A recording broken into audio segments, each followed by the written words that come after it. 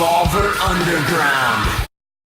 What's going on, guys? We are here at Mayhem Fest 2013, hanging out with Jeremy from Five Finger Death Punch. What's going on, my friend? Hey, how's it going, man? Man, it's going well. It's going well. How are you? Really good. Just been preparing for this Rockstar Mayhem tour. Just got out of the studio for the past 8 months. Woo! I'm excited to be here. Is that kind of like hibernation when you go in the studio? Yeah, you really are. You're cocooned up, Yeah. man. It's like Groundhog Day every day. It's the same thing. It's tedious. It's like start, stop, wait, start, stop, wait. So that last day that you do it, you're just like, okay, now there's something different. You wake up and things are weird because 8 months in the studio and now you're just back to life. You don't know what to do with Weird. yourself. Yeah, it's like coming home from a tour. All of a sudden you're like, well, what do I do now? I would imagine that, well, I can't go this far, but imagine like being in prison and coming out and then you're just like, I don't know.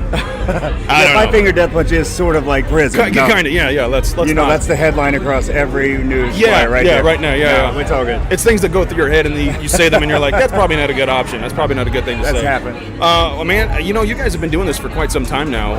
I think, since 2006? Something like that ish, or is it? I think actually I answered Zoltan's ad in musicconnection.com in 2005, February. Wow. Well, you've seen a lot happen then since then to date. I mean, what are some of the changes in the band that you have seen that have made you into who you guys are today?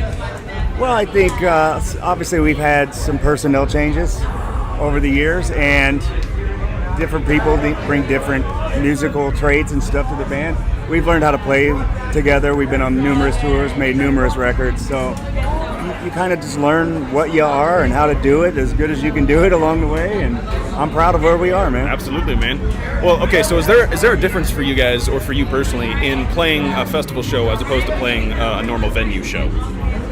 Well, yeah, because there's so many bands on the bill here, and you only have a certain amount of time, but and stage space. Like if it's your show only, then you can have the whole stage. Right. But we're really fortunate that we're kind of co-headlining this, and we get to have a lot of fun toys up there, and I just can't wait to get started, man. It's been so long, and the fans have been hitting us up on Facebook saying they're excited, so we're ready, man. I have actually seen these fans, and they're not psychotic. They're very passionate about Five Finger. They want some. Yeah, you know what? Even before we had a record deal, we put some songs up on MySpace, and we started getting a lot of fans, man. People coming on board into the band before we were even signed. That's what caught the attention of our management record label. Right. And here we are. Now, are you guys still doing stuff with Prospect Park at all? Yes, we are. Yeah. They're our label. These guys have really, the partnership between you guys has been really, really a great thing. Kind of go into that and what was that like when you first started out to date?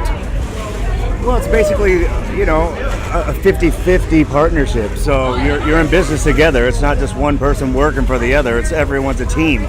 So we've been able to achieve great things. Certainly radio's taken us under their wings, so to speak, and all of our singles have been well received. Yep.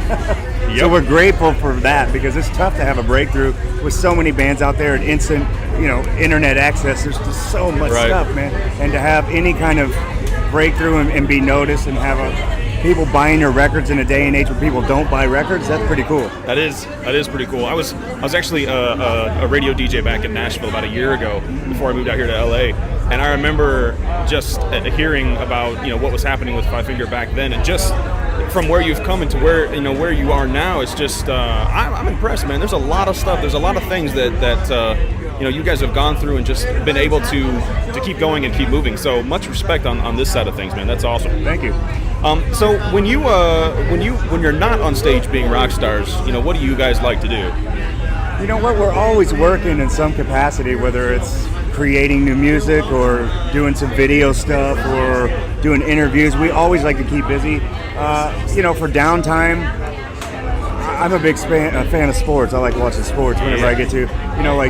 Jason's rides motorbikes and Zoltan's into his martial arts. But we all work out and try to take care of ourselves. It's a different day and age as far as that goes. I tried the party thing. I started out doing all that. But at a certain point, it's a business, and you got to take it serious, and you can't be rotted doing that stuff every day. So I got to experience some pretty fun times, or what I thought was fun at the time. But I'm good now. Well, but I think that's maturity in the band as well, because you see a lot of these people that just they want to go in for the parties, and they don't do a whole lot. They're maybe there for a year, and then they're done because they didn't focus, they didn't do anything. So you're right. You have to consider it a business if you want to move forward. As much as being on stage having fun, doing all this stuff, you got to consider it a business, and that's one of the things that I stress to the people that I talk to all the time in the bands and indie artists, that you really got to do that. There's no other choice. If you want to succeed in this, it's a business. That's the bottom line. That's Absolutely. how that works. That's how that works. Yeah. Well, some of the influences that you've had along the way, who are these guys? Well, I think we all kind of grew up with like early Metallica, Pantera, Slayer, Judas Priest. I'm just a fan of bands with good songs, man, and bands that had the full package, like merchandise, stage show, albums, songs, all of it. And we strive for that. We want to have merch that you go, oh, I want that hoodie, man. Right. And we want to have a stage show where you leave and go, man, you have to see that. That was awesome. So that's what we're kind of trying to do. Where do you see Five Finger Death Punch evolving over the next year and a half? Where do you see you guys going? What's going to happen? Well, we'll be touring these 2 records that are coming out. I mean, we have 2 volumes. That's insane, by the way. That's insane. Yeah, you know what? We got on such a roll. We took out a portable recording studio with us on tour, and so when inspiration would strike, we could fire up the gear and lay down some ideas. So we came off the rope ready to go. We went in, started tracking stuff. We got up to like 14 songs. We're like, let's keep going. Wow. And then we got up to 25 songs or something, and we're like, I think we're going to probably have to release 2 albums because we don't want to lose the songs. Right. They fit well together. We're proud of them, so let's just release 2 albums. So do you find it hard to write on the road, or is it? I mean, obviously you did 14. I mean, is it a time constraint? I mean, well, you do have a lot of downtime when you're not doing interviews and stuff. So if you feel like it, you can just go into a dressing room and you have a Pro Tools rig, an electronic drum kit, some guitars, and you just start laying down some ideas. I prefer to do the real recording when you're in the studio off the road. But as far as demoing and getting song ideas, it's cool. Right. It can strike anywhere, so why not document it? Yeah, absolutely. And okay, so let me say this then. What's the best part about about doing what you guys do, whether it's on tour, doing a festival, or just a show, or just doing interviews? What's the best part about doing what you guys do? You know what? Because we make music that we want to listen to.